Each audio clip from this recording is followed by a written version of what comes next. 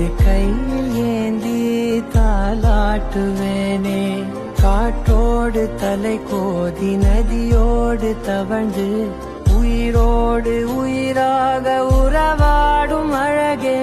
பனியோடு விளையாடி மலரூஞ்சலாடி தரை வந்து தமிழ் பேசும் இரு கால் வெண்ணிலவே.